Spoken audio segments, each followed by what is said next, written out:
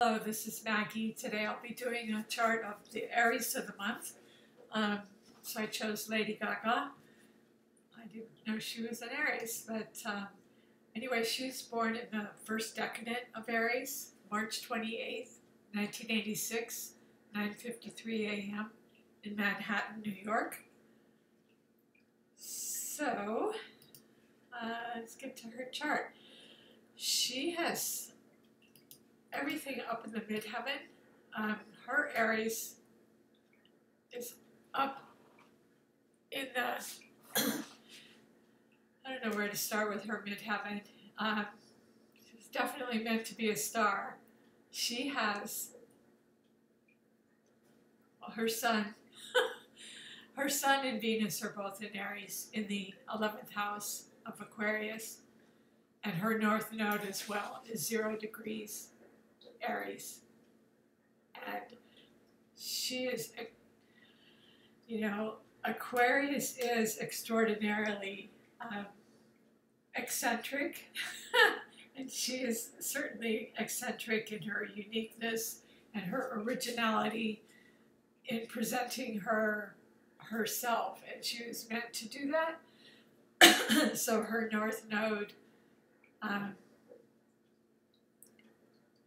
being in Aries, but in Aquarius's house, just really dominates her originality. And so with Venus there, she uses it for her costumes, very eccentric costumes. She'll dress up as an egg or whatever. Very creative, gives her extreme originality, bordering on eccentricity, because Aquarians are known for that. So the Sun, Venus, the Sun was 7 degrees Aries. So that's first decadent Aries. There's 3 decadents in the sign. And usually first decadent Aries are really overachievers. Like, I believe Mariah Carey is first decadent. At the very beginning of Aries, like from March 21st on. So, so she would be in that category in the first decadent. Because her birthday was, what was it? March 28th, late March. Yes, they're just really, really more achievers than second decadent Aries. So her Mercury and Jupiter are in the midheaven in Pisces. So I'm very excited about that because, Mercury is the planet of communication, and Jupiter is good luck, good fortune, optimism, expansion. So having it in Pisces, Pisces is known for, it's the ruler of the 12th house, singing, singing, acting, drama, illusion. She's a master of illusion when it comes to presenting multifaceted parts of her personality through her diversity of, songs and, dress, and just, she can really present illusion, and that's Pisces, the mutability of Pisces. So she's a master of that. And Mercury, the planet of communication, is there. This is in her 10th house, so she uses that in her career, and so it's not only singing, it's acting, and it just put her, made her a star, made her a superstar, because she has everything up in the midheaven. She has Jupiter, good luck, good fortune, expansion. She's expanded the whole world. Mercury, the planet of communication, both in Pisces, and then right next to it in the 11th house, that counts as the whole midheaven too. Both her 10th and 11th houses, they're just all up there on the top of her chart. So Sun, Venus is very strong, domineering personality, but at the same time, Venus softens it, its beauty. And the North Node up there, she was meant to present her originality and be pioneering in her career, which she certainly is. Her ascendant is 27 degrees Gemini. Again, that's communication and mutability, you know. Gemini is a mutable sign.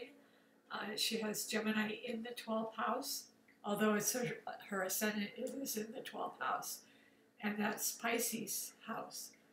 So she represents Pisces. She's got Pisces up in the midheaven, and the ruler of Gemini, the ruler of her ascendant, is up in the midheaven as well in Pisces. So yeah, so she uses that for her communication and illusion and fantasy, and yeah, she's just a master at it. And so everything else is, well, her moon is in Scorpio in the sixth house. No, in the 5th house of drama. You know, it's Leo's house, the 5th house of drama.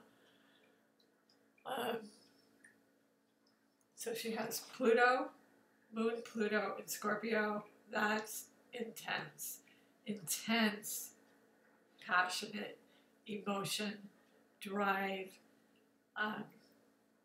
Would make her super emotion, just powerful emotion. So she's able, and it's sextile. I mean, it's trying to Pisces.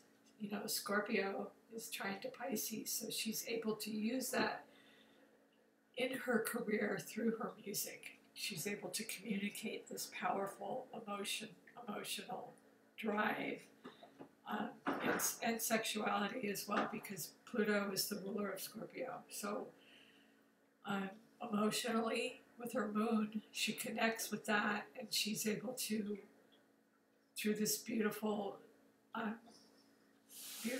trine to Pisces, her Mercury, you know, planet of communication, and Jupiter expanding it.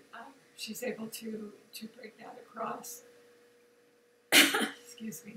So everything else, other than the midheaven and her 5th house. So the 5th house is Leo's house. That's Leo. It's all about drama. She's certainly the queen of drama. Career, not career. Careers rather is the midheaven, but that is her career, is drama. She's very passionate, intense worker, having Pluto there. Very driven, extremely driven, and probably very controlling. She probably wants to control every aspect of her stage presence, you know, to make sure every detail is absolutely correct, because Pluto is there, and Pluto's very much in control in Scorpio. So yeah, so the 5th house is all about self-expression, drama, yeah, creativity, and so she has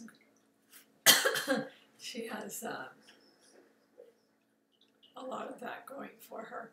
So everything else is over in her 6th and 7th houses. The 6th house is the house of work, and she has Saturn there. She has traveled the world touring. Saturn would make her an extremely disciplined, hard worker, and she would have a vision for the future. She would have goals. She would be driven towards these goals. And very, very hard worker. She did travel internationally. Very changeable though, because she has Uranus there, and Uranus is the ruler of Aquarius. So Saturn in a fire sign is not all that comfortable, but still it would give her, you know, kind of like settle her down to reach her goals. And Uranus, though, would give her changeable work. which she would thrive on. I mean, she would get so bored with stagnant, boring, doing the same thing every day. She would need to definitely mix up her work, be extremely independent, liberated, maybe liberate people through her work. It would be highly unusual, changeable, liberating, and with Saturn there, it could be a very strict regime, maybe traveling and touring. You know, that would be a very strict regime. Very extremely hard worker, especially with Saturn in the work house. That's a heavy presence. So, you know, Saturn's the ruler of Capricorn, so it would drive her to the top of her career, which it did through her hard work, extremely hard work. Mars is 0 degrees Capricorn, and it's right on the cusp between Sagittarius and Capricorn. So Mars again is driven. It's the ruler of Aries. It's a ruler of Aries and co-ruler of Scorpio. So that just makes her extremely driven again in her career, in her work. And so since it is 0 degrees, Mars, it's also Capricorn. Capricorn would be on the cusp. Capricorn is her 7th house, and she has Neptune and Mars in Capricorn. So Neptune would be illusion, fantasy. You know, your 7th house, part of her would want stability, you know, just stability in relationships. Capricorn would crave loyalty, conservative, nothing about her. I don't know. There are parts of her maybe that are conservative, having Capricorn in the 7th house. She may want a solid partnership, but with Neptune there, it could be very illusory. Or, you know, it could be with someone else in the music business. Partnerships in the music business. Yeah, so she does have Neptune in Capricorn, and that did color her career. You know, her careers.